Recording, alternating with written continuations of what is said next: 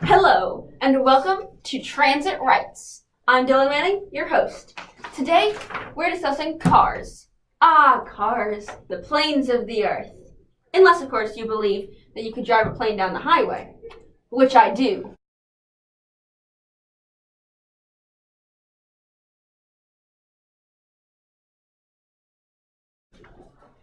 Anywho, we live in a society in which cars seem to be an essential part of our lives.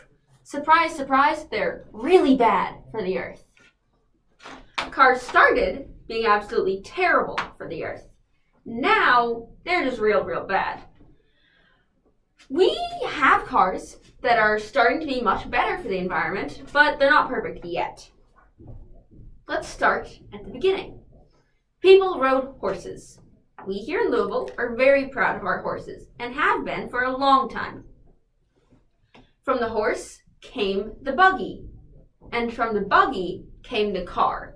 Because I guess the first person to make a car, Robert Anderson, hates our horsey heritage. Cars started as gas-guzzling, inefficient, and dangerous machines. Today, however, they're gas-guzzling, inefficient, and dangerous machines. But they're not all bad. They help us, get place to place that we need to be. We're very dependent on them. When cars were first created and widely distributed, we didn't really understand all the levels of danger. We understood that these big boys could run us over, but we didn't see how they would affect the environment and the world around us in general, the political or social impacts, or it was new, and it was exciting, and it was shiny, and we never guessed they'd become so ubiquitous. Today, however, we know these dangers. We have seen what cars do and what they will do, and we continue to not care. And I do get it. I also like when the car goes vroom vroom fast, but finding cleaner alternatives is a must. Now, you may think, hey, we have electric cars. We're fixing it. We just gotta get them widespread, right? Wrong. Okay, well, right, but also wrong. True, they're much better for our environment, but think about the sources. The energy that we send into those cars has to come from somewhere, and very rarely is that going to be a clean energy source, especially in the coal-powered state of Kentucky. Let's get local. Louisville, Kentucky, my home sweet home. So, you're trying to find a car in Louisville? Have you been in Louisville? They're everywhere. Bardstown Road, all the bridges, except for the big four, I should hope. The highways, parking garages, parking lots, sidewalks sometimes. P.S. Owner of that one minivan, thank you for parking on the sidewalk down on Eastern Parkway. I love having to step directly into oncoming traffic every time I want to catch my bus. Highlight of my day. There are big roads, big highways, and big interstates here. Side note, I did just recently, while working on this video, learn that highways and interstates are different things.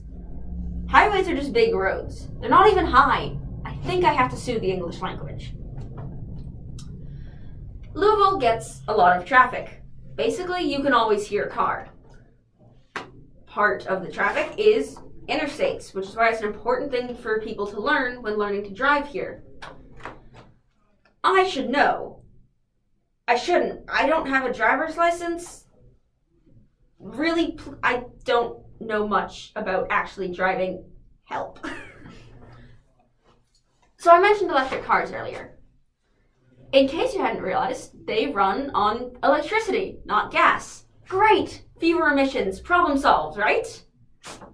Well, not quite. If you're in our target audience, you live in Kentucky. You know what Kentucky's famous for? Coal. You know where the electricity in those cars is coming from? Coal. You know how coal affects the environment? Really not well. That's science. I am making it sound like electric cars are the devil. And I'm sorry for that. They're still much better than regular cars. So, that's why we have to, make them better, improve the technologies, and improve the sources of the electricity going into these cars. Not all hope is lost. We still can make it better. It's always hard getting new technologies for the public to accept them. Even the original car dealt with a lot of backlash. People thought that the streets should remain for the people and not big, dangerous machines.